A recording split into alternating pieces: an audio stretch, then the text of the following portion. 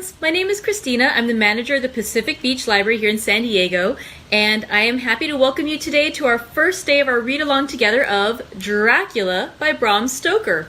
Dracula was originally published in 1897 by Bram Stoker, and in a fun little bit of trivia, he was born in 1847, which is the same year that Jane Eyre was published. That was the first book that we read aloud together back, starting in April. And so for those of you who've been with us from the beginning, we're kind of coming full circle. We're reading a book that was published by somebody who grew up in the time of Jane Eyre, and so now we have Dracula. This one is an interesting read. It is, and they are organized as journal entries.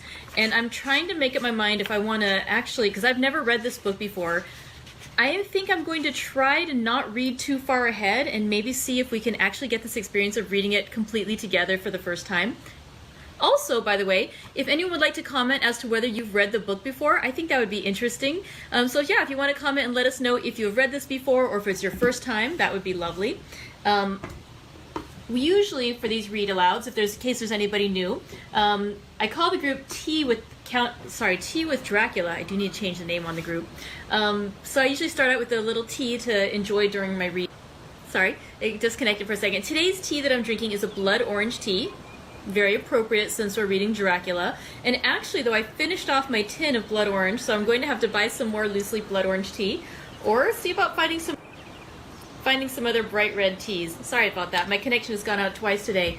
It's an interesting day, but it's okay. Like Dracula, we will rise again. All right, so let's try this blood orange tea. Really, really good. If you'd like to comment too as to what tea you're drinking, I'm always interested to see. I love getting new ideas about good teas to enjoy.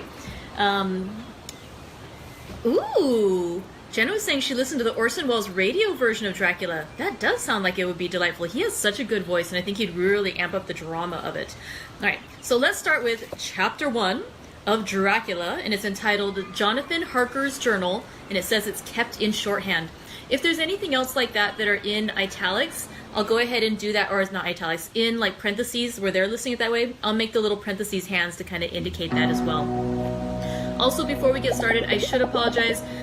There are going to be many, many words that I will not know how to properly pronounce. I'm going to do my best and go through them, and I will try to be consistent in how I pronounce / miss. But if any of you actually do know the proper pronunciations, sorry, it disconnected again. Hopefully we'll make it through today. But yeah, if you actually do know the proper pronunciation, if I'm really butchering it badly, go ahead and put a comment and let me know so that way I can do it better the next day as we can. Okay, I think hopefully we're past all the disconnects, and let's keep going. Ready? Chapter 1 of Dracula, Jonathan Harker's Journal, kept in shorthand. 3rd of May, Bistritz. Left Munich at 8:35 p.m. on 1st May, arriving at Vienna early next morning. Should have arrived at 6:46, but train was an hour late. Budapest seems a wonderful place from the glimpse which I got of it from the train and the little I could walk through the streets. I feared to go very far from the station, as we had arrived late and would start as near the correct time as possible. The impression I had was that we were leaving the west and entering the east. The most western of splendid bridges over the Danube, which is here of noble width and depth, took us among the traditions of Turkish rule. We left in pretty good time and came after nightfall to Klausenburg. Here I stopped for the night at the Hotel Royal. I had for dinner, or rather supper, a chicken done up some way with red pepper, which was very good, but thirsty. Memorandum, get recipe from Mina. I asked the waiter, and he said it was called paprika Händel, and that, as it was a national dish, I should be able to get it anywhere along the Carpathians. I found my smattering of German very useful here.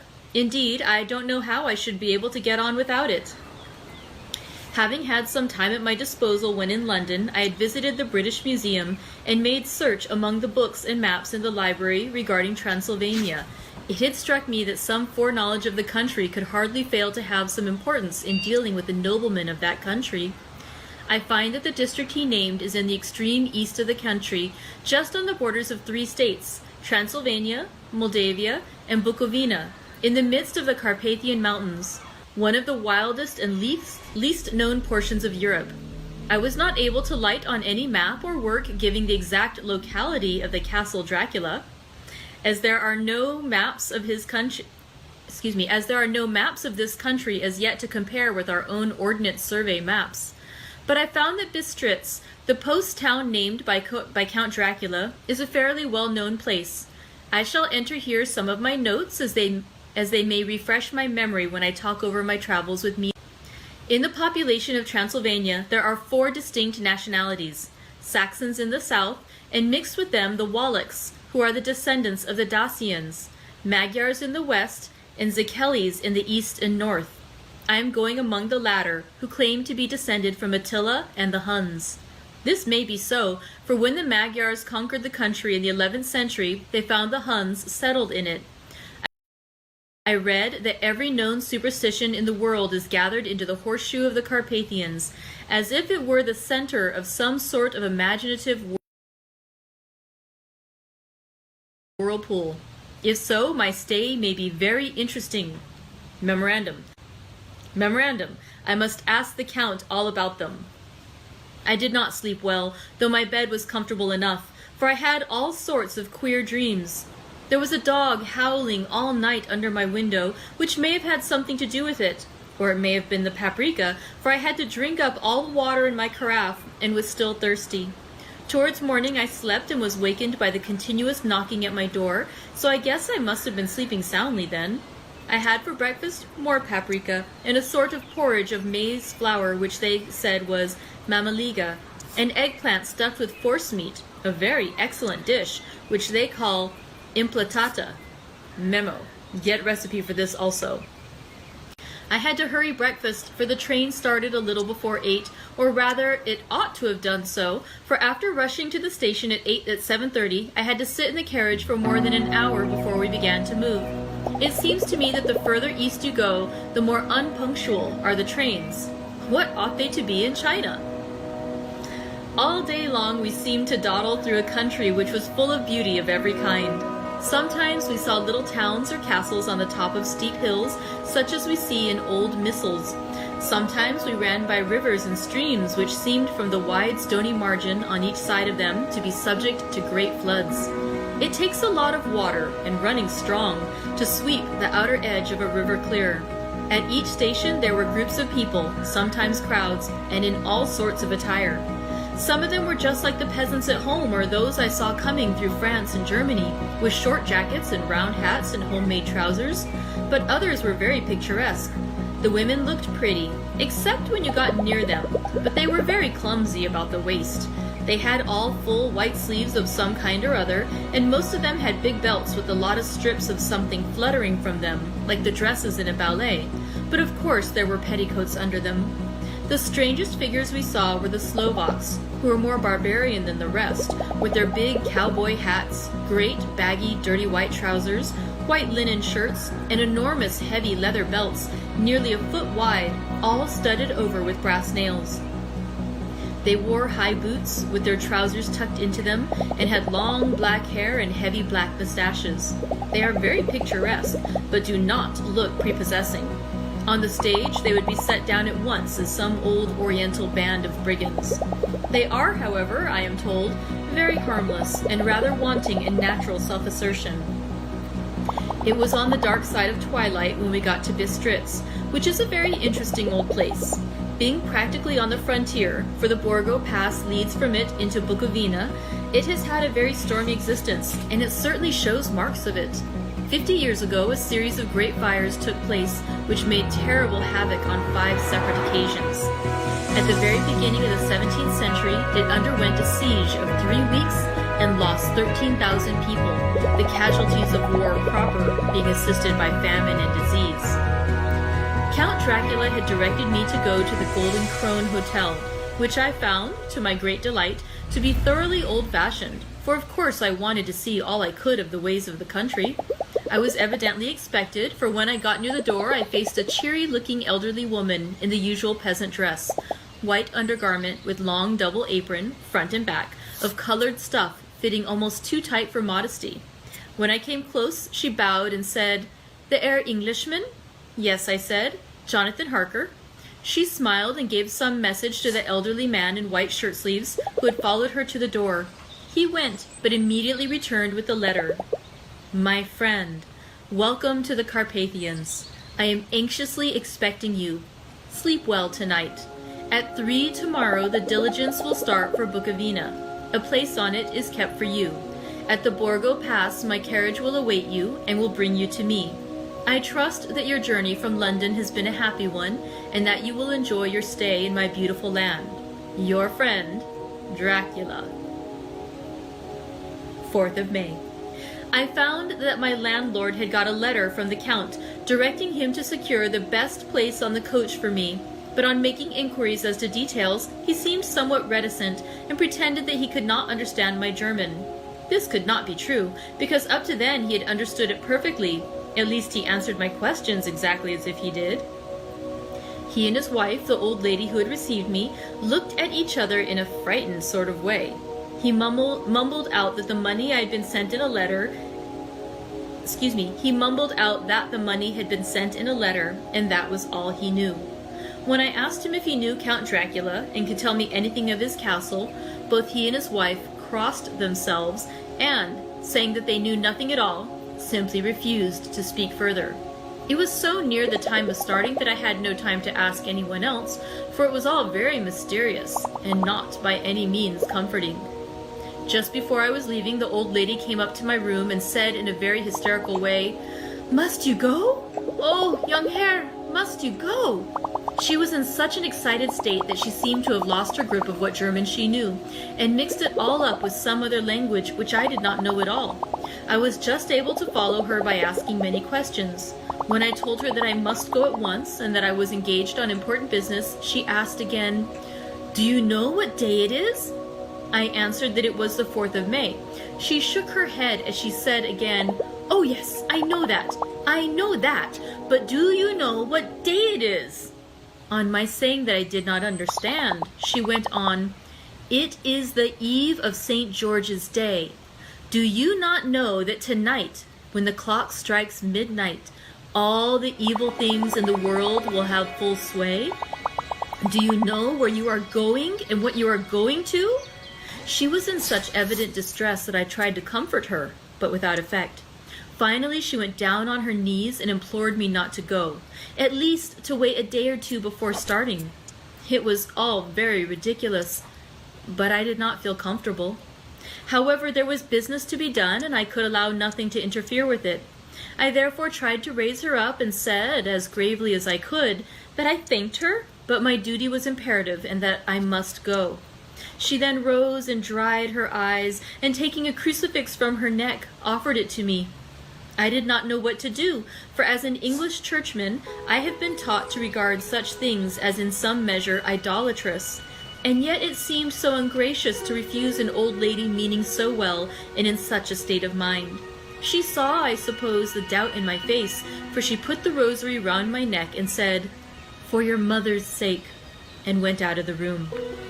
I am writing up this part of the diary whilst I am waiting for the coach, which is, of course, late, and the crucifix is still round my neck. Whether it is the old lady's fear or the many ghostly traditions of this place, or the crucifix itself, I do not know, but I am not feeling nearly as easy in my mind as usual. If this book should ever reach Mina before I do, let it bring my goodbye. Here comes the coach. 5th of May, the castle. The gray of the morning has passed, and the sun is high over the distant horizon, which seems jagged. Whether with trees or hills, I know not, for it is so far off that big things and little are mixed. I am not sleepy, and as I am not to be called till I awake, naturally I write till sleep comes. There are many odd things to put down, and lest who reads them may fancy that I dined too well before I left Bistritz, let me put down my dinner exactly. I dined on what they call robber steak, bits of bacon, onion, and beef, seasoned with red pepper and strung on sticks and roasted over the fire in the simple style of the London cat's meat. The wine was golden Mediache, which produces a queer sting on the tongue, which is, however, not disagreeable. I had only a couple of glasses of this, and nothing else. When I got on the coach, the driver had not taken his seat, and I saw him talking with the landlady. They were evidently talking of me, for every now and then they looked at me, and some of the people who were sitting on the bench outside the door, which they call by a name meaning word bearer, came and listened, and then looked at me, most of them pityingly. I could hear a lot of words, often repeated, queer words, for there were many nationalities in the crowd. So I quietly got my polyglot dictionary from my bag and looked them up. I must say they were not cheering to me, for amongst them were Ordog, Satan, Pokal, Hell, Stragoika, Witch, Vrolak, and Vlkoslak, both of which mean the same thing, one being Slovak and the other Serbian for something that is either werewolf or vampire. Memo: I must ask the Count about these superstitions. When we started, the crowd round the inn door, which had by this time swelled to a considerable size, all made the sign of the cross and pointed 2 fingers towards me.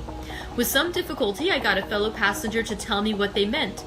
He would not explain at first, but on learning that I was English, he explained that it was a charm or guard against the evil eye. This was not very pleasant for me, just starting for an unknown place to meet an unknown man, but everyone seemed so kind-hearted, so sorrowful, and so sympathetic that I could not but be touched. I shall never forget the last glimpse which I had of the inn-yard and its crowd of picturesque figures, all crossing themselves as they stood round the wide archway, with its background of rich foliage of oleander and orange trees in green tubs clustered in the center of the yard. Then our driver, whose wide linen drawers covered the whole front of the box seat, Gotza they call them, cracked his big whip over his 4 small horses, which ran abreast, and we set off on our journey. I soon lost sight and recollection of ghostly fears in the beauty of the scene as we drove along, although had I known the language, or rather languages, which my fellow passengers were speaking, I might not have been able to throw them off so easily. Before us lay a green sloping land full of forests and woods, with here and there steep hills, crowned with clumps of trees or with farmhouses, the blank gable end to the road. There was everywhere a bewildering mass of fruit blossom, apple, plum, pear, cherry, and as we drove by I could see the green grass under the trees spangled with the fallen petals. In and out amongst these green hills of what they call here the Mittelland ran the road, losing itself as if swept round the grassy curve, or was shut out by the straggling ends of pine woods, which here and there ran down the hillsides like tongues of flame. The road was rugged, but still we seemed to fly over it with a feverish haste. I could not understand then what the haste meant, but the driver was evidently bent on losing no time in reaching Borgo Prund. I was told that this road is in summertime excellent, but that it had not yet been put in order after the winter snows. In this respect, it is different from the general run of roads in the Carpathians, for it is an old tradition that they are not to be kept in too good order. Of old, the hospodars would not repair them, lest the Turk should think that they were preparing to bring in foreign troops, and so hasten the war which was always really at loading point. Beyond the green swelling hills of the Mittelland rose mighty slopes of forest up to the lofty steeps of the Carpathians themselves. Right and left of us they towered, with the afternoon sun falling full upon them and bringing out all the glorious colors of this beautiful range, deep blue and purple in the shadows of the peaks, green and brown where grass and rock mingled, and an endless perspective of jagged rock and pointed crags, till these were themselves lost in the distance where the snowy peaks rose grandly. Here and there seemed mighty rifts in the... Sorry, it disconnected there. Let's read that sentence again. Here and there seemed mighty rifts in the mountains, through which, as the sun began to sink, we saw now and again the white gleam of falling water. One of my companions touched my arm as we swept round the base of a hill and opened up the lofty, snow-covered peak of a mountain, which seemed, as we wound on our serpentine way, to be right before us. "Look! Easton Sek! God's seat!" and he crossed himself reverently. As we wound on our endless way, and the sun sank lower and lower behind us, the shadows of the evening began to creep round us. This was emphasized by the fact that the snowy mountain tops still held the sunset and seemed to glow out with a delicate, cool pink. Here and there we passed Czechs and Slovaks, all in picturesque attire, but I noticed that Guatra was painfully prevalent. By the roadside were many crosses, and as we swept by, my companions all crossed themselves. Here and there was a peasant man or woman kneeling before a shrine, who did not even turn round as we approached, but seemed in the self-surrender of devotion to have neither eyes nor ears for the outer world. There were many things new to me. For instance, hayricks in the trees, and here and there very beautiful masses of weeping birch, their white stems shining like silver through the delicate green of the leaves. Now and again we passed a later wagon, the ordinary peasant's cart, with its long snake-like vertebra calculated to suit the inequalities of the road. On this were sure to be seated quite a group of homecoming peasants, the Czechs with their white and the Slovaks with their colored sheepskins, the latter carrying lance fashion their long staves with axe at end. As the evening fell, it began to get very cold, and the growing twilight seemed to merge into one dark mistiness.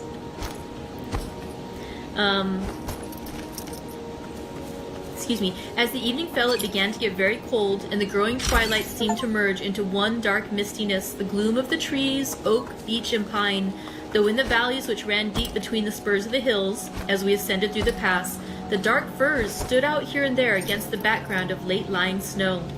Sometimes, as the road was cut through the pine woods that seemed in the darkness to be closing down upon us, great masses of grayness, which here and there bestrewed the trees, produced a peculiarly weird and solemn effect, which carried on the thoughts and grim fancies engendered earlier in the evening, when the falling sunset threw into strange relief the ghost-like clouds, which amongst the Carpathians seemed to wind ceaselessly through the valleys. Sometimes the hills were so steep that despite our driver's haste, the horses could only go slowly. I wished to get down and walk up them, as we do at home, but the driver would not hear of it. No, he said, you must not walk here. The dogs are too fierce. And then he added, with what he evidently meant for grim pleasantry, for he looked round to catch the approving smile of the rest, and you may have enough of such matters before you go to sleep. The only stop he would make was a moment's pause to light his lamps. When it grew dark, there seemed to be some excitement amongst the passengers, and they kept speaking to him, one after the other, as though urging him to further speed. He lashed the horses unmercifully with his long whip, and with wild cries of encouragement urged them on to further exertions. Then through the darkness I could see a sort of patch of gray light ahead of us, as though there were a cleft in the hills. The excitement of the passengers grew greater. The crazy coach rocked on its great leather springs and swayed like a boat tossed on a stormy sea. I had to hold on. The road grew more level, and we appeared to fly along. Then the mountains seemed to come nearer to us on each side, to frown down upon us. We were entering on the Borgo Pass. One by one, several of the passengers offered me gifts, which they pressed upon me with an earnestness which would take no denial. These were certainly of an odd and varied kind, but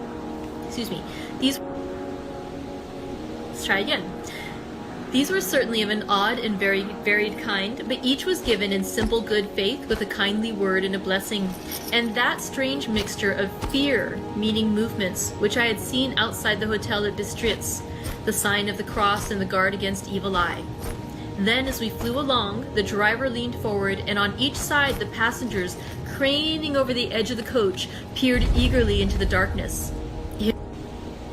It was evident that something very exciting was either happening or expected, but though I asked each passenger, no one would give me the slightest explanation.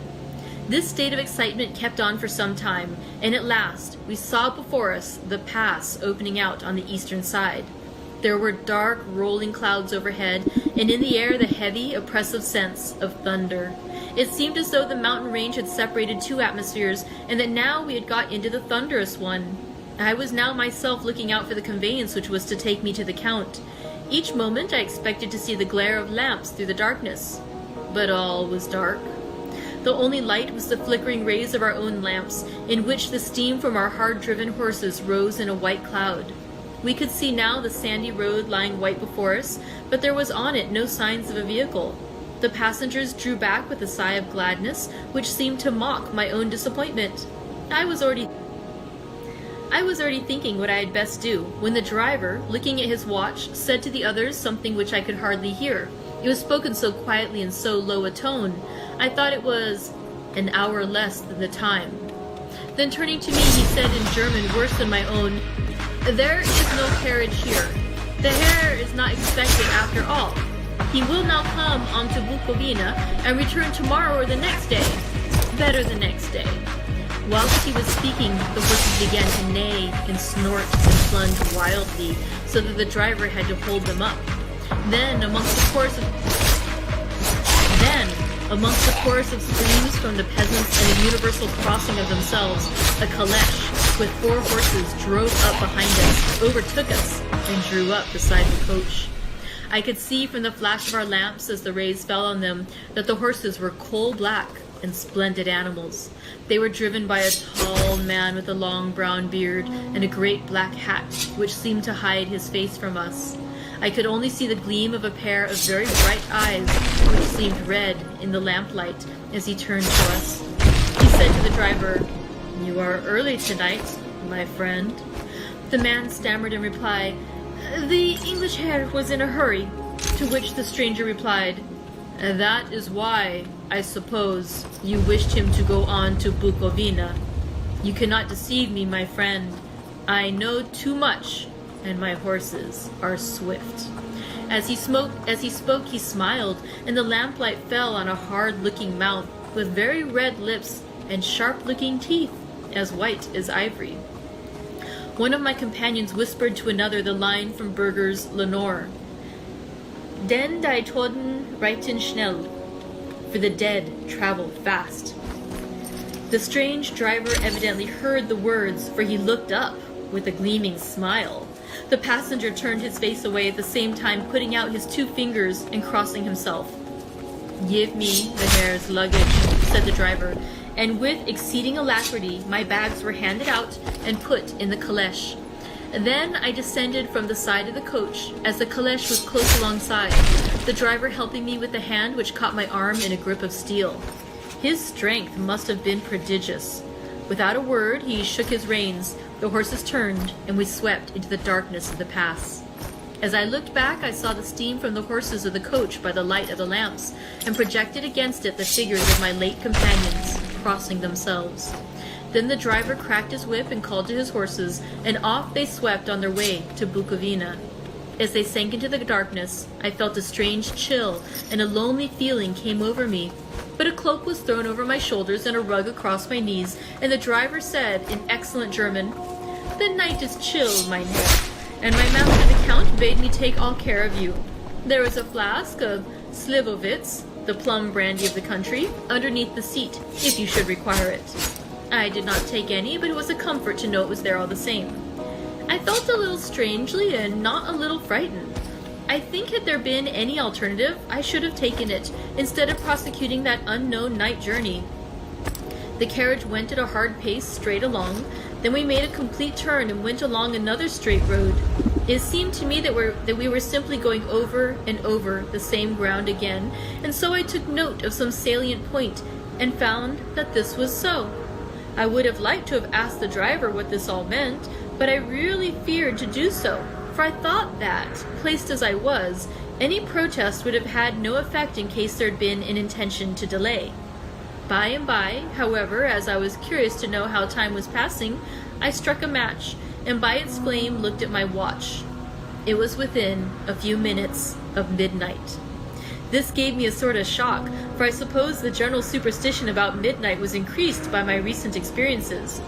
I waited with a sick feeling of suspense. Then a dog began to howl somewhere in a farmhouse far down the road, a long, agonized wailing, as if from fear. The sound was taken up by another dog, and then another, and another, till, borne on the wind which now sighed softly through the pass, a wild howling began, which seemed to come from all over the country, as far as the imagination could grasp it through the gloom of the night. At At the first howl, the horses began to strain and rear, but the driver spoke to them soothingly, and they quieted down, but shivered and sweated as though after a runaway from sudden fright. Then, far off in the distance from the mountains on each side of us, began a louder and a sharper howling, that of wolves, which affected both the horses and myself in the same way, for I was minded to jump from the caleche and run, whilst they reared again and plunged madly, so that the driver had to use all his great strength to keep them from bolting. In a few minutes, however, my own ears got accustomed to the sound, and the horses so far became quiet that the driver was able to descend and to stand before them. He petted and soothed them and whispered something in their ears, as I have heard of horse tamers doing, and with extraordinary effect, for under his caresses they became quite manageable again, though they still trembled. The driver again took his seat and, shaking his reins, started off at a great pace. This time, after going to the far side of the pass, he suddenly turned down a narrow roadway which ran sharply to the right. Soon we were hemmed in with trees, which in places arched right over the roadway till we passed as through a tunnel, and again great frowning rocks guarded us boldly on either side. Though we were in shelter, we could hear the rising wind, for it moaned and whistled through the rocks, and branches of the trees crashed together as we passed along. It grew colder and colder still, and fine powdery snow began to fall, so that soon we and all around us were covered with a white blanket. The keen wind still carried the howling of the dogs, though this grew fainter as we went on our way. The baying of the wolves sounded nearer and nearer, as though they were closing round on us from every side. I grew dreadfully afraid, and the horses shared my fear. The driver, however, was not in the least disturbed. He kept turning his head to left and right, but I could not see anything through the darkness. Suddenly, away on our left, I saw a faint flickering blue flame. The driver saw it at the same moment. He at once checked the horses and, jumping to the ground, disappeared into the darkness. I did not know what to do, the less as the howling of the wolves grew closer. But while I wondered, the driver suddenly appeared again and without a word took his seat, and we resumed our journey. I think I must have fallen asleep and kept dreaming of the incident, for it seemed to be repeated endlessly, and now looking back, it is like a sort of awful nightmare. Once the flame appeared so near the road that even in the darkness around us I could watch the driver's motions. He went rapidly to where the blue flame arose. It must have been very faint, for it did not seem to illumine the place around it at all, and gathered a few stones, formed them into some device. Once there appeared a strange optical effect. When he stood between me and the flame, he did not obstruct it, for I could see its ghostly flicker all the same. This startled me, but as the effect was only momentary, I took it that my eyes deceived me straining through the darkness. Then for a time there were no blue flames, and we sped onwards through the gloom, with the howling of the wolves around us, as though they were following in a moving circle. At last there came a time when the driver went further afield than he had yet gone, and during his absence the horses began to tremble worse than ever, and to snort and scream with fright. I could not see any cause of it, for the howling of the wolves had ceased altogether. But just then the moon, sailing through the black clouds, appeared behind the jagged crest of a beetling, pine-clad rock, and by its light I saw around us a ring of wolves with white teeth and lolling red tongues, with long, sinewy limbs and shaggy hair. They were 100 times more terrible in the grim silence which held them than even when they howled. For myself, I felt a sort of paralysis of fear. It is only when a man feels himself face to face with such horrors that he can understand their true import. All at once, the wolves began to howl as though the moonlight had had some peculiar effect on them. The horses jumped about and reared and looked helplessly round with eyes that rolled in a way painful to see, but the living ring of terror encompassed them on every side, and they had perforce to remain within it. I called to the coachman to come, for it seemed to me that our only chance was to try to break out through the ring, and to aid his approach I shouted and beat the side of the caleche, hoping by the noise to scare the wolves from the side so as to give him a chance of reaching the trap.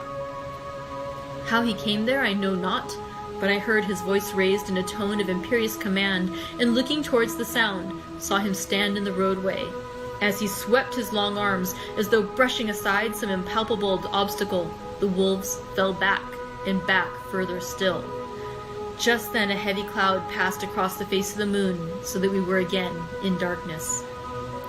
When I could see again, the driver was climbing into the caleche, and the wolves disappeared. This was all so strange and uncanny that a dreadful fear came upon me, and I was afraid to speak or move. The time seemed interminable as we swept on our way, now in almost complete darkness, for the rolling clouds obscured the moon. We kept on ascending, with occasional periods of quick descent, but in the main always ascending. Suddenly I became conscious of the fact that the driver was in the act of pulling up the horses in the courtyard of a vast ruined castle, from whose tall black windows came no ray of sunlight, and whose We cannot let it interrupt us on the last sentence. Suddenly, I became conscious of the fact that the driver was in the act of pulling up the horses in the courtyard of a vast ruined castle, from whose tall black windows came no ray of light, and whose broken battlements showed a jagged line against the moonlit sky. And that concludes chapter 1 of Dracula. I will try to figure out what happened today, why our connection kept dropping, but I hope you were able to continue with the story. It seemed to me, from past experience with it dropping like that we basically lose about a second, and so I try to continue by reading the last sentence back before the break happens. So I'll try to figure that out. Hopefully we can stop that from happening again. But thank you for joining me for our first day of Dracula by Bram Stoker. This is a relatively shorter book, especially compared to our last read. It's only 27 chapters, and so we should be finishing just a few days before Halloween. My goal is to just read one chapter a day, so again, we can stretch this out to as close to Halloween as possible. But thank you for joining me for chapter 1 as Jonathan Harker journeyed on his way to the home of Count Dracula. We'll find out what happens more when he arrives there when we continue with tomorrow's reading. So thank you very much. I look forward to reading more with you. Enjoy the rest of your day. Perhaps some blood orange tea. Take care. Bye-bye. Hello everyone, welcome back. I'm Christina, the manager at the Pacific Beach Library, and I'm happy to join you for day 2 of our read aloud together of Dracula by Bram Stoker. Yesterday we just read one chapter. We're going to just read one chapter every day. We're going to be able to space this one out nicely to take us over really close to Halloween. And so I thought we'd start by enjoying some tea. Today's tea is called Berry Blossom. As you can see, it's another beautiful blood red kind of tea. Hi Helen, good to see you. Let me go ahead and press this one down and pour out. Oh, I hope you guys are enjoying something wonderful today. I hope your day is going beautifully. Let's see, how's my day been going so far? I think it's been good. It's weird how the days sort of blur into each other, but yeah, it's been a nice day so far. And of course, better now that we're reading together. Ooh, I like this one a lot. The berry flavor just, again, adds that illusion of sweetness, even though it's, not sugared at all. I haven't added any sweetener to it, but it has that just sweet flavor because of the fruit. It's really a lovely tea. Okay, so let's let that one get cool, and we'll talk a little bit about what happened in chapter 1 of Dracula. I did want to show you, though, a couple of extra editions. One of my coworkers brought in 2 of her editions from home, and of course one of them I left with her. Hi, Judy. I'm just going to share, this is another one that we had on our shelf here at the library, just in our paperback classic section. But again, a couple little illustrations. One of the other ones that my coworker brought in, of course I don't have it with me, so I can't show you, but it was beautiful. It had every chapter heading was written in blood red, and so that was nice. But this is the beautiful one. This is the new annotated edition of Dracula, edited by Leslie S. Klinger. It is stunning. Oh no, we just had a little disconnect. I hope this doesn't like yesterday where we get disconnected several times. But let's hope for the best. I'm a little tempted to start over because I think I identified yesterday what the problem was, but I might have forgotten to fix it. So let's keep going. We just got one more chapter of this, and then if it does keep disconnecting today, I really will try to fix it by tomorrow. Sorry. So I was going to say, this beautiful annotated edition, it is stunning. And what's interesting about it is let's just take a look at chapter 1. For this first section of chapter 1, what we read yesterday, here's the first couple of paragraphs. Like the first 2.5 paragraphs it goes through 17 footnotes, which on the other half of the page, it gives the first half of one footnote. Then it has a full another. Oh dear, I went too far. It has a full another 1, 2, 3, 4, 5, 6 more pages of annotations and footnotes just explaining how the different bits about what was mentioned in those 2.5 paragraphs. So it's a really rich description. I was telling Rebecca, my coworker who brought this in, that what I think I'm going to try doing is reading over the chapter with you in the standard form and then going back and reviewing the annotated edition. Sorry, the disconnects are really annoying. To see if there's anything in particular that we need to add in to explain. So let's go ahead and do a quick review of yesterday's reading, and if there's anything special from the annotation, I'll go ahead and share that with you as we go. So basically, in chapter 1, it was taken from Jonathan Harker's journal. Jonathan Harker is our original narrator here in the book. We're going to have multiple narrators because the entire book is actually told from it's framed as being excerpts from various characters' journals or diaries or even newspaper articles.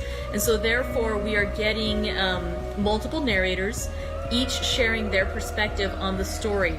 And again, we have to keep in mind too how truthful they may or may not be being as we go along, because again, Jonathan Harker is our first narrator, and we can only hope he's being as honest and forthright in his account as he can be. So it starts out with Jonathan Harker is on his way. He's an attorney, he's English, he's on his way to visit a client in Transylvania. This client is named Count Dracula, and he has instructions to stay in a town in Bistritz, and then he's going to catch the conveyance that will take him over to Castle Dracula the following day. So what happens is, as he's getting ready to leave from Bistritz, he informs the proprietors of the hotel where he's staying that he is on his way to visit Castle Dracula. And the woman who is the proprietress of the hotel is basically very perturbed. She doesn't advise him to go, and specifically she doesn't want him to go that day, because she says, when it is the eve of St. George's Day, when the clock strikes midnight, all the evil things in the world have full sway. And so the implication is that the vampires and the demons will have, a better ability to reach out to the regular human world, and so he is in more jeopardy. She gives him a crucifix to wear, even though he's not very religious. He takes that from her just out of respect. And when the following day, on May the 5th, he's ready to go and take the coach on the journey to when he's ready to go to Castle Dracula, he hears the other people in the coach talking about him, and basically they're saying, something about let's see, if I can get to the right words. He's saying something like about Satan and hell and witches and werewolves or vampires, and he makes a note which I found super amusing, that he must remember to ask the Count about these superstitions. So they make signs to ward off the evil eye, and in fact the coachman tries to hurry the trip over, so he gets there an hour earlier beyond when he was expected to arrive, so that he can say, oh look, there's no carriage here to pick. He says there's no carriage here to pick you up, so instead of getting out, you should really just continue on with me and maybe come back the next day or the day after. So the coachman and the people in the carriage are trying to protect Jonathan Harker from being taken in by Count Dracula, but instead a carriage shows up, and the carriage is driven by a driver who is quite dramatic in his appearance. He has a hard-looking mouth, very red lips, and sharp-looking teeth as white as ivory. Dun, dun, dun. And so this driver takes in Jonathan Harker, and they begin driving. On their way to Castle Dracula, they actually, it's kind of weird, they kill time for a while driving around, and they see blue lights in the distance. The driver gets out and he goes and does something, and then he comes back. Now what the annotated edition says, and again, what it implies is that there's a superstition that on this night, after midnight, there are treasures that appear and they can be illuminated by blue lights. And after midnight, they can be taken by creatures of evil, versus before midnight, the hidden treasures that only appear twice per year could only be taken by creatures of good. And so the implication is that Dracula is actually searching out treasures. And so finally, as they're heading back, they hear the sounds of dogs and then wolves howling into the night. And Jonathan Harker is quite frightened by this. And finally, they're able to beat them away. And actually, the driver, as he swept out his long arms as though brushing aside some impalpable obstacle, the wolves fell back and back further still. So again, the implication is that the driver, who can probably guess is Count Dracula, but we're not certain yet.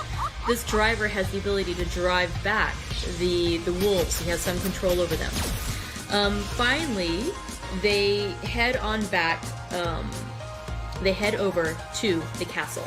And so now we're going to continue with Chapter 2, which is a continuation of Jonathan Harker's journal. All right. Let's get fortified with some tea and go into our story.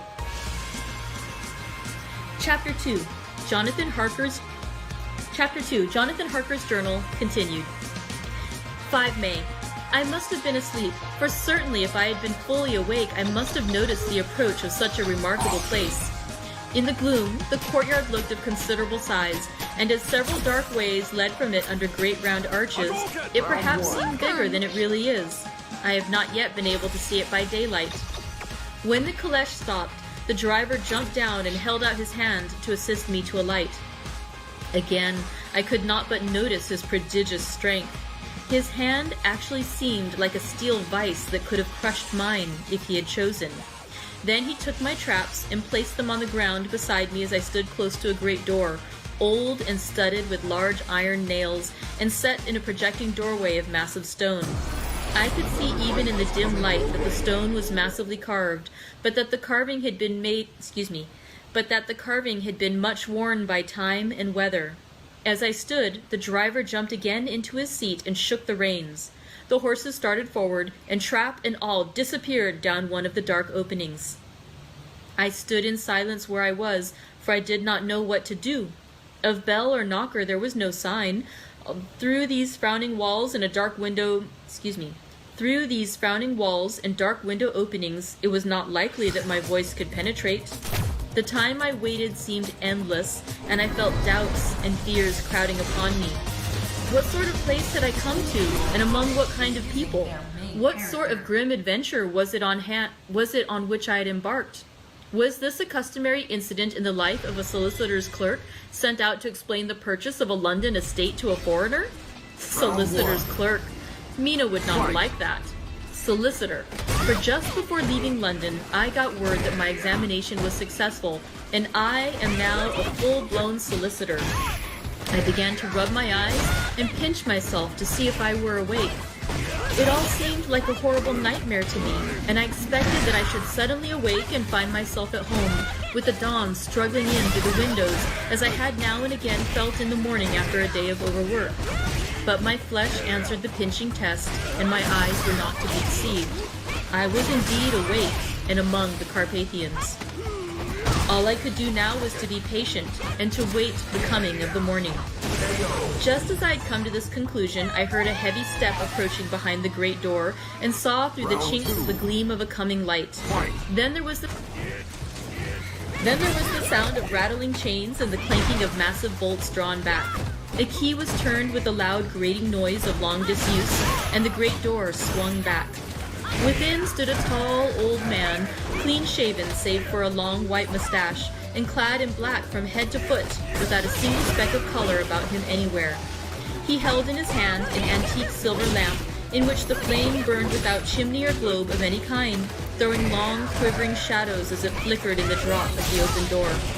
The old man motioned me in with his right hand with a courtly gesture, saying in excellent English but with a strange intonation, "Welcome to my house. Enter freely and of your own will." He made no motion of stepping to meet me, but stood like a statue, as though his gesture of welcome had fixed him into stone. The instant, however, that I stepped over the threshold, he moved impulsively forward, and holding out his hand, grasped mine with a strength which made me wince, an effect which was not lessened by the fact that it seemed as cold as ice, more like the hand of a dead than a living man. Again he said, "Welcome to my house. Come freely, go safely, and leave something of the happiness you bring." The strength of the handshake was so much akin to that which I had noticed in the driver, whose face I had not seen, that for a moment I doubted if it were not the same person to whom I was speaking. So to make sure, I said interrogatively, "Count Dracula?" He bowed in a courtly way as he replied, "I am Dracula, and I bid you welcome, Mr. Harker, to my house. Come in. The night air is chill, and you must need to eat and rest." As he was speaking, he put the lamp on a bracket on the wall, and stepping out, took my luggage. He had carried it in before I could forestall him. I protested, but he insisted. "Nay, sir, you are my guest. It is late, and my people are not available. Let me see to your comfort myself." He insisted on carrying my traps along the passage, and then up to a great winding stair, and along another great passage, on whose stone floor our steps rang heavily. At the end of this he threw open a heavy door, and I rejoiced to see within a well-lit room in which a table was spread for supper, and on whose mighty hearth a great fire of logs, freshly replenished, flamed and flared. The Count halted, putting down my bags, closed the door, and crossing the room opened another door, which led into a small octagonal room lit by a single lamp, and seemingly without a window of any sort. Passing through this, he opened another door and motioned me to enter. It was a welcome sight, for here was a great bedroom well lighted and warmed with another log fire, also added to but lately, for the top logs were fresh, which sent a hollow roar up the wide chimney. The Count himself left my luggage inside and withdrew, saying, before he closed the door, "You will need, after your journey, to refresh yourself by making your toilette. I trust you will find all you wish. When you are ready, come into the other room, where you will find your supper prepared." You win! The light and warmth and the Count's courteous welcome seemed to have dissipated all my doubts and fears. Having then reached my normal state, I discovered that I was half famished with hunger, so making a hasty toilette, I went into the other room. I found supper already laid out. My host, who stood on one side of the great fireplace, leaning against the stonework, made a graceful wave of his hand to the table and said, "I pray you be seated and sup how you please. You will, I trust, excuse me that I do not join you, but I have dined already, and I do not sup." I handed to him the sealed letter which Mr. Hawkins had entrusted to me. He opened it and read it. Let's go back. I handed to him the sealed letter which Mr. Hawkins had entrusted to me. He opened it and read it gravely. Then, with a charming smile, he handed it to me to read. One passage of it, at least, gave me a thrill of pleasure. "I must regret that an attack of gout, from which malady I am I must regret that an attack Round 2. I must regret that an attack of gout, from which malady I am a constant sufferer, forbids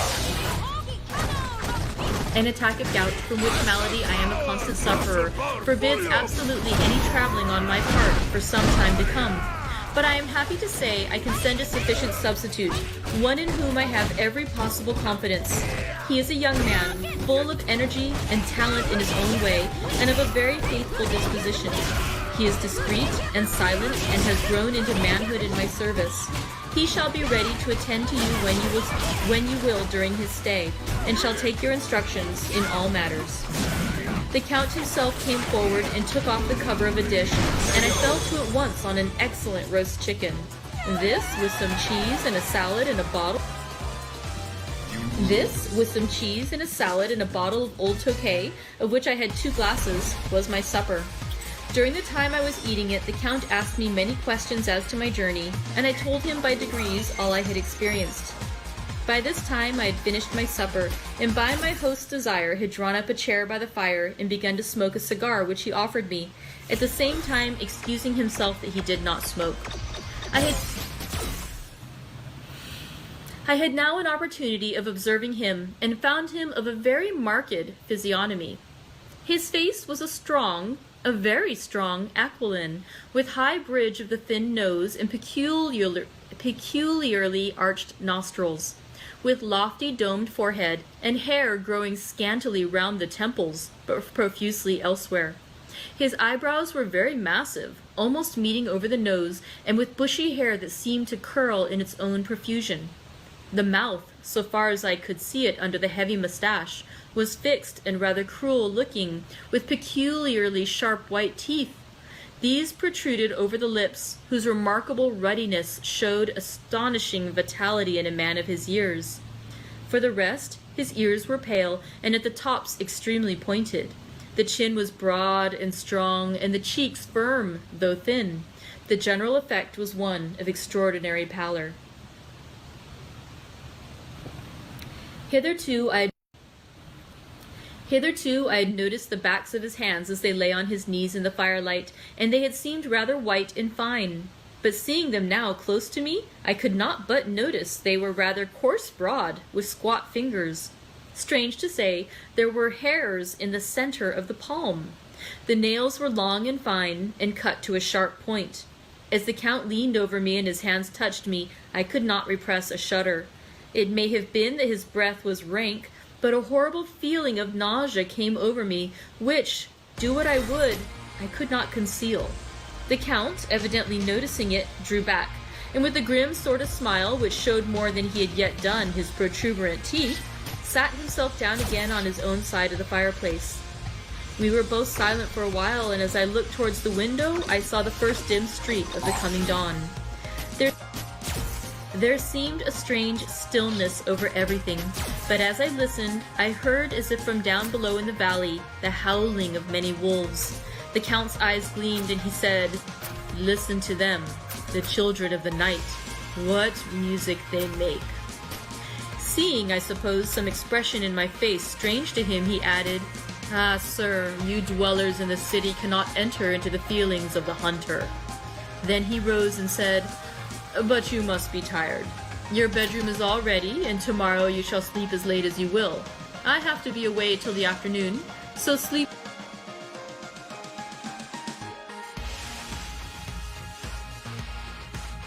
well and dream well." With a courteous bow, he opened for me himself the door to the octagonal room, and I entered my bedroom. I am all in a sea of wonders. I doubt, I fear, I think strange things which I dare not confess to my own soul. God keep me, if only for the sake of those dear to me. 7 May. It is again early morning, but I have rested and enjoyed the last 24 hours. I slept till late in the day and awoke of my own accord.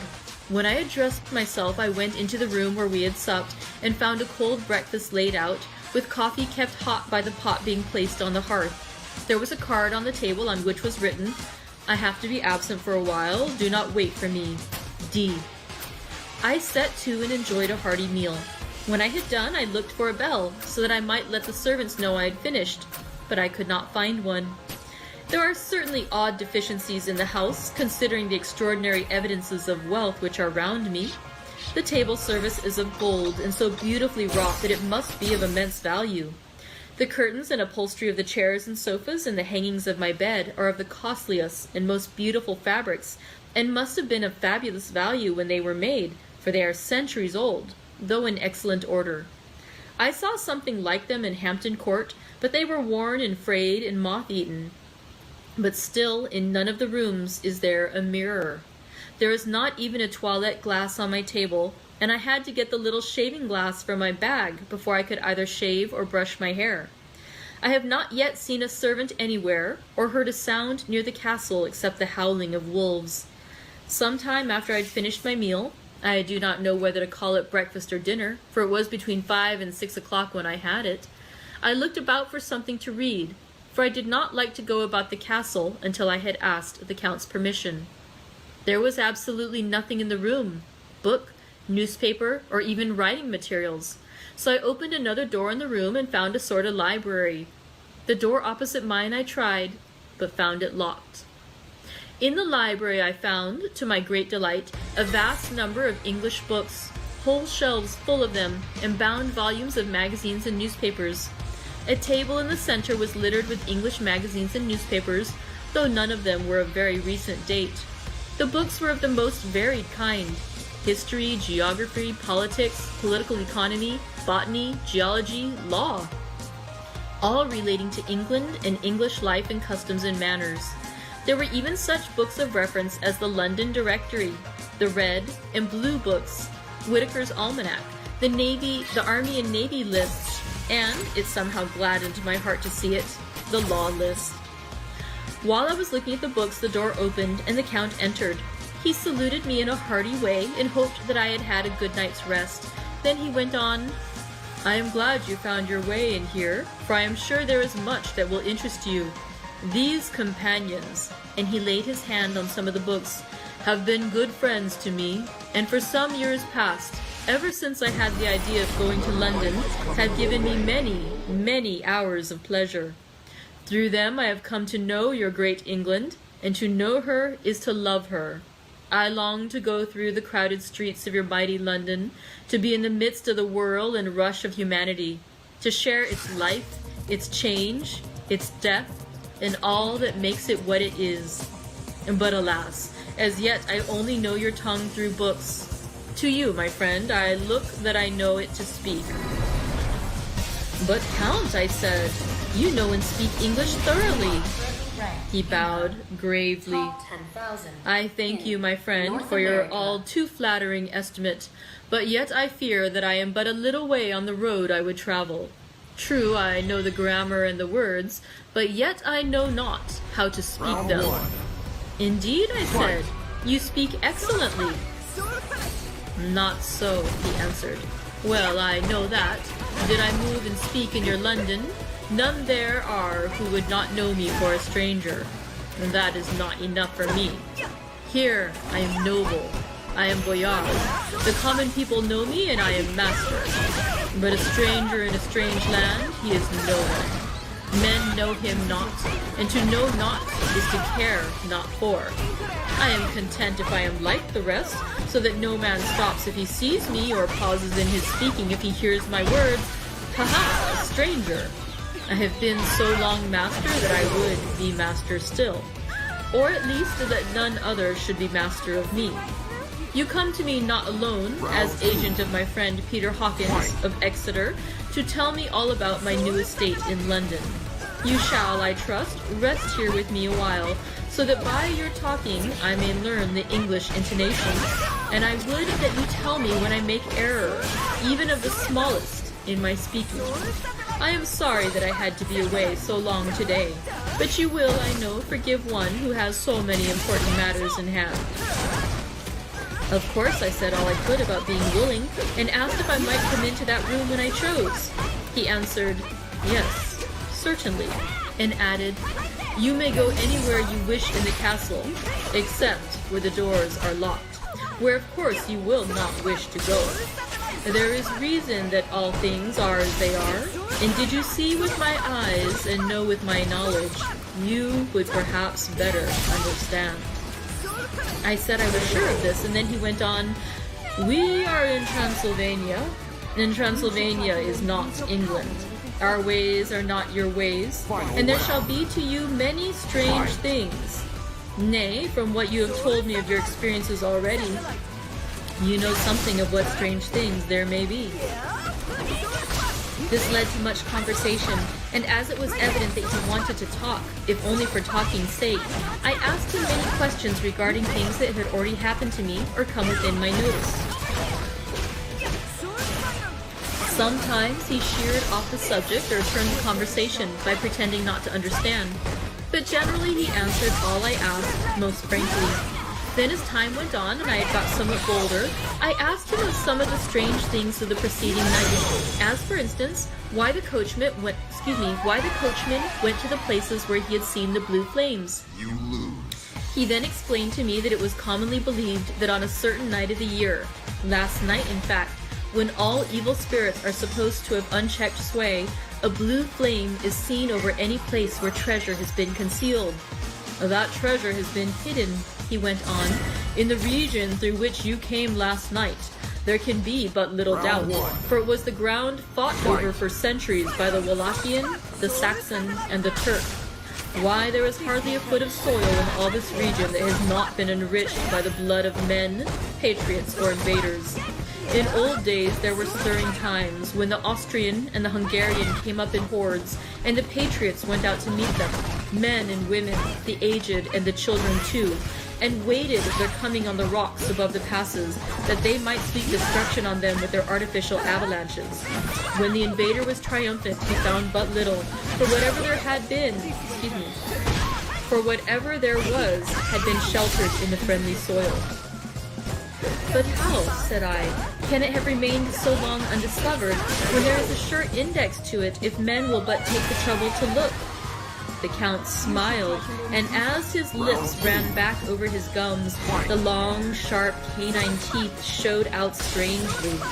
He answered, "Because your peasant is at heart a coward and a fool. Those flames only appear on one night, and on that night no man of this land will, if he can help it, stir without his doors. And dear sir, even if he did, he would not know what to do. Why, even the peasant that you tell me of who marked the place of the flame would not know where to look in daylight, even for his own work. Even you would not, I dare be sworn, be able to find those places again?" "There you are right," I said. "I know no more than the dead where even to look for them." Then we drifted into other matters. "Come," he said at last, "tell me of London and of the house which you have procured for me." With an apology for my remissness, I went into my own room to get the papers from my bag. Whilst I was placing them in order, I heard a rattling of china and silver in the next room, and as I passed through, noticed that the table had been cleared and the lamp lit, for it was by this time deep into the dark. The lamps were also lit in the study or library, and I found the Count lying on the sofa, reading, of all things in the world, an English Bradshaw's Guide. When I came in, he cleared the books and papers from the table, and with him I went into plans and deeds and figures of all sorts. He was interested in everything, and asked me a myriad questions about the place and its surroundings. He clearly had studied beforehand all he could get on the subject of the neighborhood, for he evidently at the end knew very much more than I did. When I remarked this, he answered, "Well, but, my friend, is it not needful that I should? When I go there I shall be all alone, and my friend Harker Jonathan— nay, pardon me, I fall into my country's habit of putting your patronymic first. My friend Jonathan Harker will not be by my side to correct and aid me. He will be in Exeter, miles away, probably working at papers of the law with my other friend, Peter Hawkins. So, we went thoroughly into the business of the purchase of the estate at Purfleet. When I had told him the facts and got his signature to the necessary papers, and had written a letter with them ready to post to Mr. Hawkins, he began to ask me how I had come across so suitable a place. I read to him the notes which I had made at the time, and which I inscribe here. At Purfleet, on a by-road, I came across just such a place as seemed to be required, and where was displayed a dilapidated notice that the place was for sale. It was surrounded by a high wall of ancient structure, built of heavy stones, and has not been repaired for a large number of years. The closed gates are of heavy old oak and iron, all eaten with rust. The estate is called Carfax, no doubt a corruption of the old Quatre Face, as the house is four-sided, agreeing with the cardinal points of the compass. It contains in all some 20 acres, quite surrounded by the solid stone wall above mentioned. There are many trees on it, which makes it in places gloomy, and there is a deep, dark-looking pond or small lake, evidently fed by some springs, as the water is clear and flows away in a fair-sized stream. The house is very large, and of all periods back, I should say, to medieval times, for one part is of stone immensely thick, with only a few windows high up and heavily barred with iron. It looks like part of a keep, and is close to an old chapel or church. I could not enter it, as I had not the key of the door leading to it from the house, but I have taken with my Kodak views of it from various points. The house had been added to, but in a very straggling way, and I can only guess at the amount of ground it covers, which must be very great. There are but few houses close at hand, one being a very large house only recently added to, and formed into a private lunatic asylum. It is not, however, visible from the grounds. When I had finished, he said, "I am glad that it is old and big. I myself am of an old family, and to live in a new house would kill me. A house cannot be made habitable in a day, and after all, how few days go to make up a century. I rejoice also that there is a chapel of old times. We Transylvanian nobles love not to think that our bones may lie amongst the common dead. I seek not gaiety nor mirth, nor the bright voluptuousness of much sunshine and sparkling waters which please the young and gay. I am no longer young, and my heart, through weary years of mourning over the dead, is not attuned to mirth. Moreover, the walls of my castle are broken, the shadows are many, and the wind breathes cold through the broken battlements and casements. I love the shade and the shadow, and would be alone with my thoughts when I may. Somehow his words and his look did not seem to accord, or else it was that his cast of face made his smile look malignant and saturnine. Presently, with an excuse, he left me, asking me to pull all my papers together. He was some little time away, and I began to look at some of the books around me. One was an atlas, which I found opened naturally to England as if that map had been much used. On looking at it, I found in certain places little rings marked, and on examining these, I noticed that one was near London on the east side, manifestly where his new estate was situated. The other two were Exeter and Whitby on the Yorkshire coast. It was the better part of an hour when the Count returned. "Aha," he said, "still at your books? Good, but you must not work always. Come, I am informed that your supper is ready." He took my arm and we went into the next room, where I found an excellent supper ready on the table. Fight! Let's go back a bit because it disappointed him. He took my arm and we went into the next room, where I found an excellent supper ready on the table. The Count again excused himself as he had dined out on his being away from home. But he sat as on the previous night and chatted whilst I ate. After supper I smoked, as on the last evening, and the Count stayed with me, chatting and asking questions on every conceivable subject, hour after hour. I felt that it was getting very late indeed, but I did not say anything, for I felt under obligation to meet my host's wishes in every way. I was not sleepy, as the long sleep yesterday had fortified me, but I could not help experiencing that chill which comes over one at the coming of the dawn, which is like, in its way, the turn of the tide. They say that people who are near death die generally at the change to the dawn or at the turn of the tide. Anyone who has when tired and tied, as it were, to his post, experienced this change in the atmosphere and well believe it. All at once we heard the crow of a cock coming up with preternatural shrillness through the clear morning air. Count Dracula, jumping to his feet, said, "Why, there is the morning again. How remiss I am to let you stay up so long. You must make your conversation regarding my dear new country of England less interesting, so that I may not forget how time flies by us." And with a courtly bow, he quickly left me. I went into my room and drew the curtains, but there was little to notice. My window opened into the courtyard. All I could see was the warm gray of quickening sky. So I pulled the curtains again, and have written of this day. 8th May.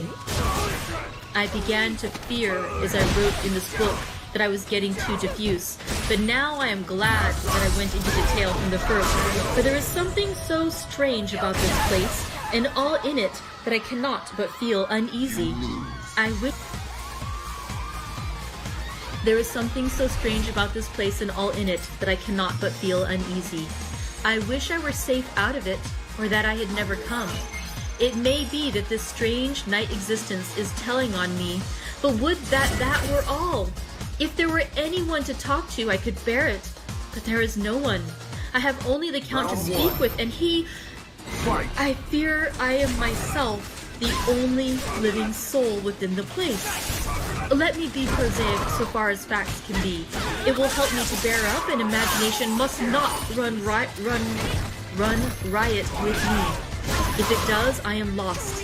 Let me say at once how I stand, or seem to. I only slept a few hours when I went to bed, and feeling that I could not sleep anymore, got up.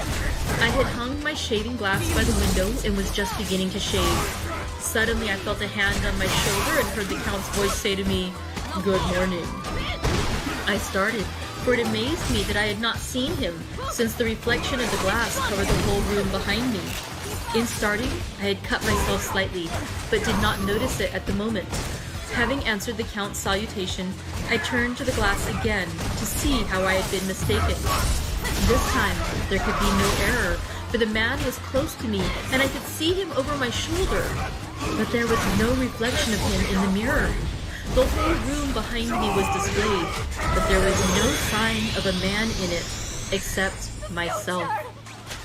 This was startling, and coming on the top of so many strange things, was beginning to increase that vague feeling of uneasiness which I always have when the Count is near. But at the instant I saw the cut had bled a little, and the blood was trickling over my chin. I laid down the razor, turning as I did so half round to look for some sticking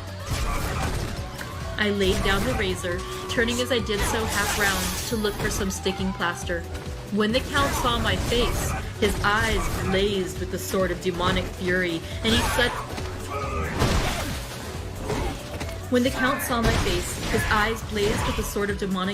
and he suddenly made a grab at my throat.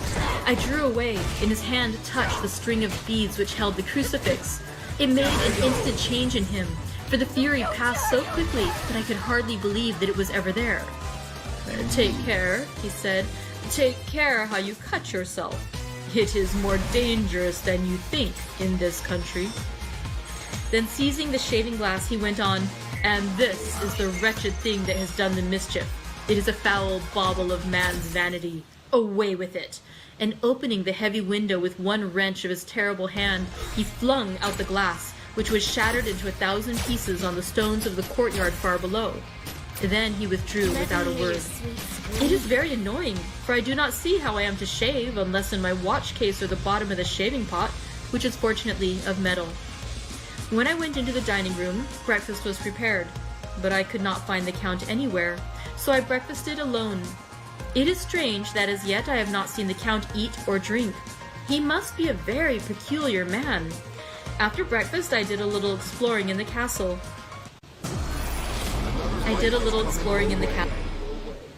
Sorry about all the interruptions. I went out on the stairs and found a room looking towards the south.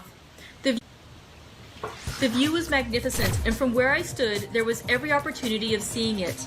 The castle is on the very edge of a terrific precipice. A stone falling from the window would fall 1,000 feet without touching anything. As far as the eye can reach is a sea of green treetops, with occasionally a deep rift where there is a chasm. Here and there are silver threads where the rivers wind in deep gorges through the forests. But I am not in heart to describe beauty, for when I had seen the view, I explored further. Doors, doors, doors everywhere, and all locked and bolted. In no place, save from the windows in the castle walls, is there an available exit. The castle is a veritable prison, and I am a prisoner. Okay, so that concludes Chapter 2. Tomorrow we'll continue with more of Jonathan Harker's journal set in Castle Dracula.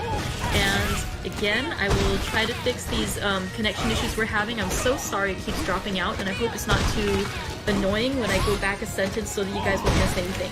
So thank you very much for joining me today. I hope you're having a great rest of your day, and I will see you tomorrow for more Dracula.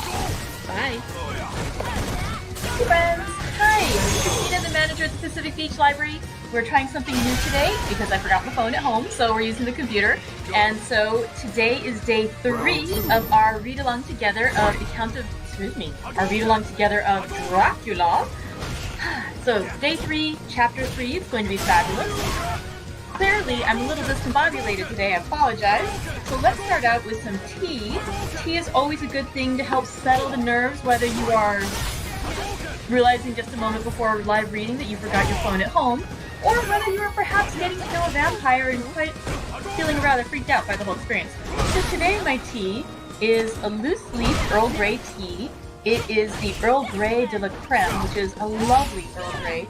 It has a little bit of vanilla flavor added to it, and it's delightful. It's a really fun tea. I like this one a lot. Alright, so let's go ahead and get started with a discussion about yesterday's chapter, and then we'll get into chapter 3, which I peeked ahead just a tiny bit. I'm so sorry. I'm going to try really hard not to peek ahead anymore, but it was so good. Okay, chapter 2, Jonathan Harker's Journal. We're continuing a few chapters of Jonathan Harker. We have 4 days of Jonathan Harker's Journal. And yesterday's chapter dealt with May 5th and May 6th, I believe it was. And basically in this one, it starts out with Jonathan saying how he has arrived at Castle Dracula, the home of Count Dracula, and that just the house is kind of unusual. He speaks a bit with the Count of Monte Cristo. They hear the wolves howling outside, and he mysteriously says, "Listen to them, the children of the night, what music they make." Which I'd heard that quote before from Dracula, and I thought he was actually referring to other vampires rather than to wolves. So I hadn't realized. I also realized I've never seen a classic Dracula film. I've just seen things including vampires and making allusion to Dracula. So this is going to be wonderful. we're all going to get really more knowledgeable about Dracula by the end of this reading. Let's see. So, on his entry for May 7th, it's kind of interesting too because he stays up all night talking with Dracula. He wakes up rather late the following day, and then he has a big breakfast, and he's all alone in the house. He finds the library. Yay, everyone loves the library. He finds the library to his great delight. And he finds books and magazines and things like that. And in fact, it turns out that Count Dracula has been rather assiduously learning a lot about England, because when he goes to live at his new home, he wants to be fluent in the language and, just really knowledgeable about what it's like to live in London. And so he talks about the city with Jonathan Harker, and things are going well. The next day, though, things get rather weird in a wonderful way for us as readers. Not so much for Jonathan Harker. When he wakes up, he admits he feels uneasy. He's shaving in the morning, and he suddenly feels the hand of the Count on his shoulder. But when he looks in the mirror, he does not see the reflection of the Count. And again, he sort of does that whole thing where he looks behind him, he sees the Count, but he looks in the mirror, he does not see the Count. So we know it's because he's a vampire. Vampire reflections don't show, at least in this world, in mirrors.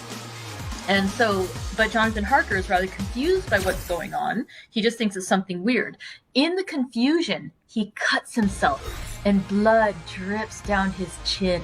When that happens, the Count suddenly gets, his eyes seem to blaze with a demonic fury. He reaches for Jonathan Harker's throat, but when he grabs him, his hand touches the chain of the crucifix, which makes him step back, and he basically says, "Take care of yourself. When you cut yourself, it can be more dangerous than you think in this country." So, I guess it might be safer to cut yourself when you're not in the home of a vampire. He then takes the little mirror that Jonathan Harker was using to shave with and says, "This is the problem. It was vanities. You shouldn't have such a thing." And he literally throws it out the window and destroys Jonathan Harker's mirror.